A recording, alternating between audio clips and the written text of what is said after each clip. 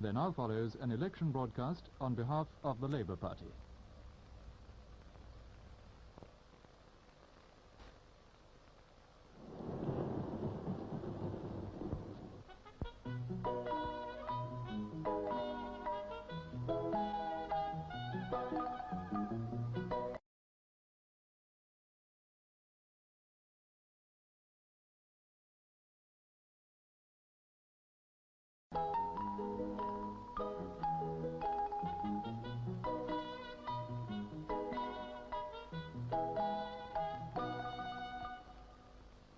Prosperity. That's the main theme of the Conservatives in this election campaign. Of course we're better off. Practically every country in the world is better off than it was a few years ago. But we haven't been given these things. We've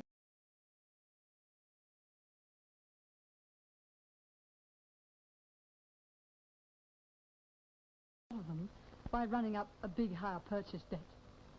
Yes, there are plenty of things in the shops if you've got the money to pay for them.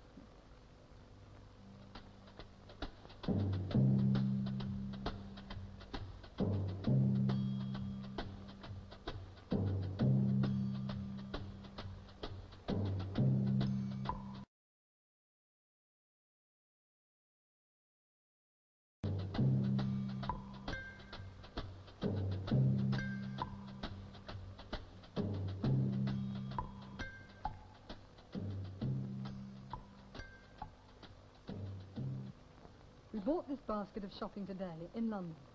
Just a basket of ordinary groceries. Bread, milk, butter, meat. And this was what it cost us. This is the shopping list.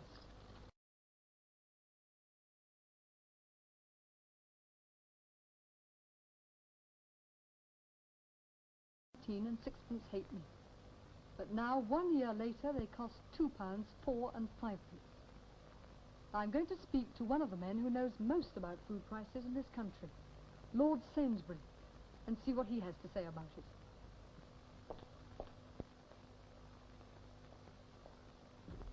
Lord Sainsbury, from your own experience,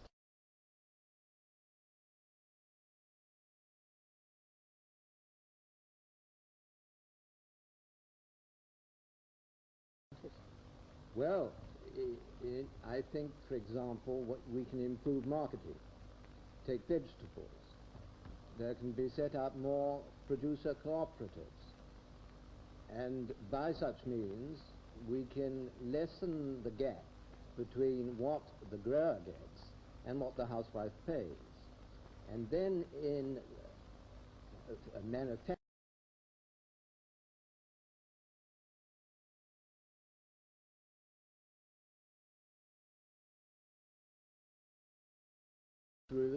reveal their costs, to see how those costs will build up.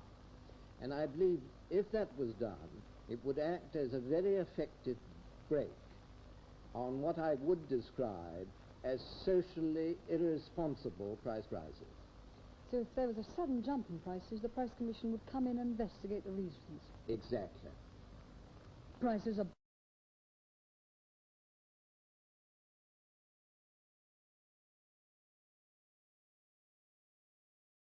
of all. We know what land prices can do to rents, rates, mortgages. Recently, a council had to pay for every person it rehoused from some slums £1,000 per person for land alone. Ever since the Tories repealed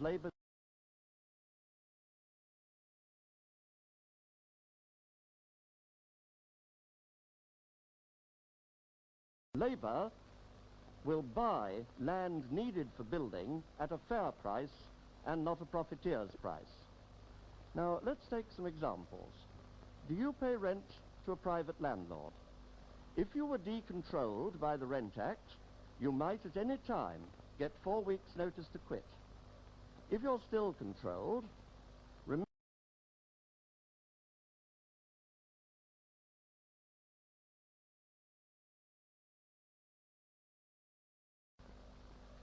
then those who are buying their homes know the burden of high interest. If you're hoping to buy, you see as well house prices forced up by dear land That is why Labour will provide, in the future, mortgages at lower rates. Or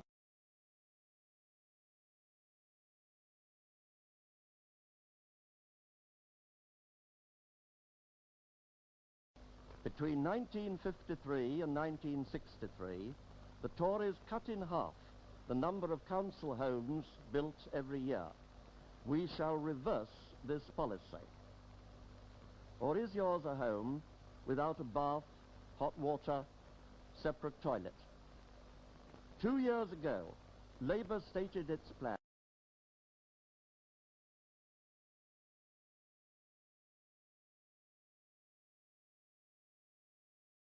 policy. But it's the same all the time at every point.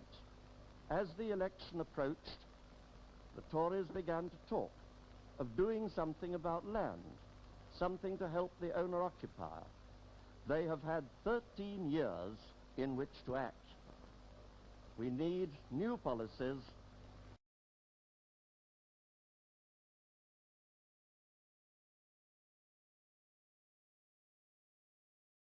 on going up are, of course, the elderly, the pensioners. 2 million of them, 1 out of every 4, have to go to the National Assistance Board to get enough each week not to live on, but to buy the barest essentials for existence. Nearly 1 million more qualify for national assistance, but for reasons which seem good to them, don't choose to apply.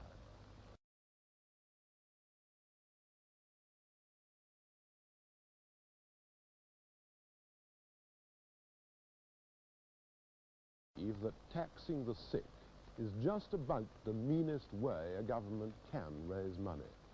And that's one reason why Labour will get rid of these charges once and for all and find the 20-odd million pounds to meet the cost.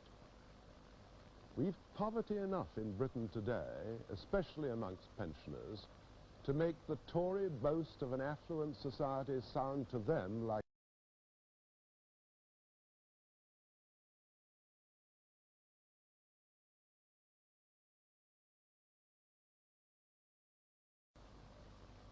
How do we aim to do away with this poverty in old age?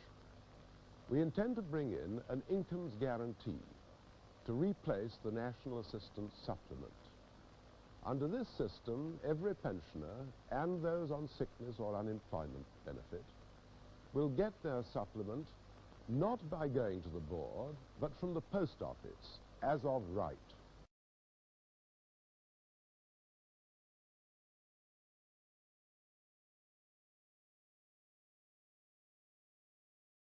The older pensioner, which can only mean that those under, say, 75 or 70 in the case of women, get something less. I often think of another group of forgotten fellow citizens. The unmarried woman, perhaps going out to work to support an aged mother, coming home tired out to look after her, never getting a holiday. She gets little fun.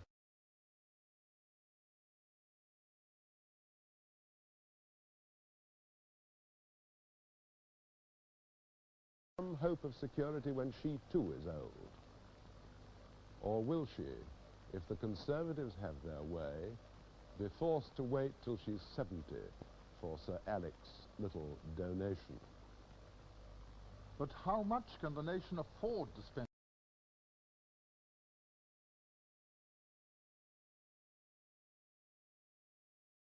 Proper to ask that question. I'm going to answer it this evening. But I want to say something first. The Conservatives talk a lot about the austerity and the rationing of those early post-war years under the Labour government. What they never call attention to is the austerity and rationing which still exist in affluent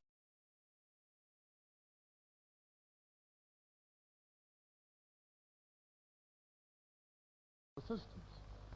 And as for rationing, well, what about the government's attitude to school building? This year, for example, the local authorities submitted school building programs worth £170 million. And every school in that program was absolutely essential for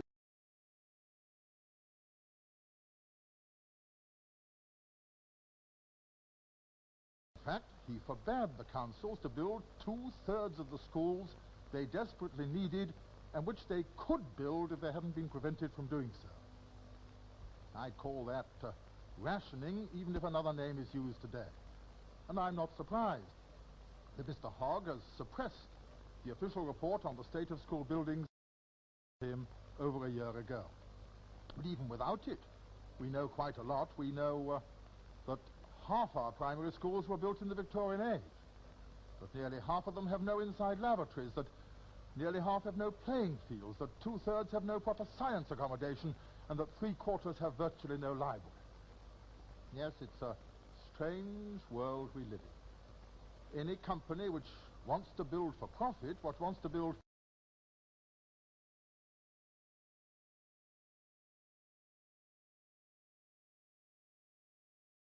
authorities each year are forbidden to do the essential school building, without which nearly half our children are now being denied a fair chance in life. And the government's attitude to the teacher shortage is just as puzzling. It was 20 years ago that 40 was fixed as the max.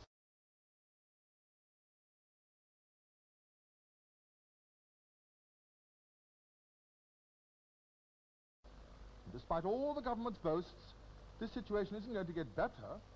It's going to get worse if these people stay in office. So that by 1970, under a Tory government, nearly half our children in primary schools will be being taught in classes of over 40. Now, that seems to us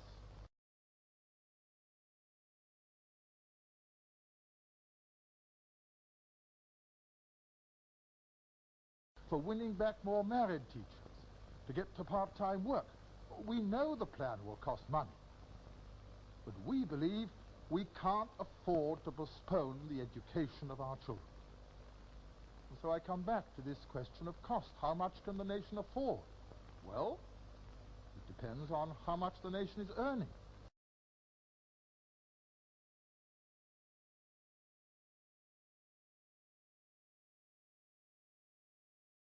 Slowly, in every 3 years, production is being virtually halted by stop-go-stop. Our plans for raising the old age pensioners above the national assistance level, for abolishing prescription charges, for building more schools, for training more teachers, all these plans are based on one single assumption, that we can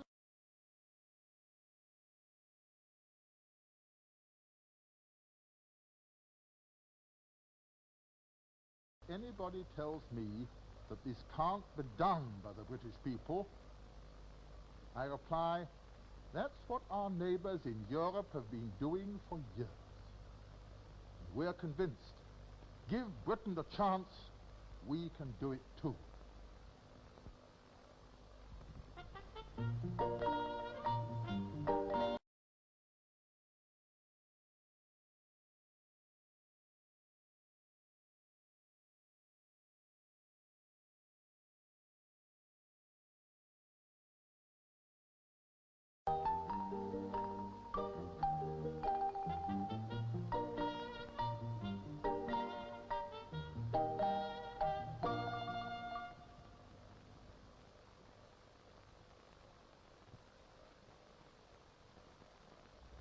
That was an election broadcast on behalf of the Labour Party.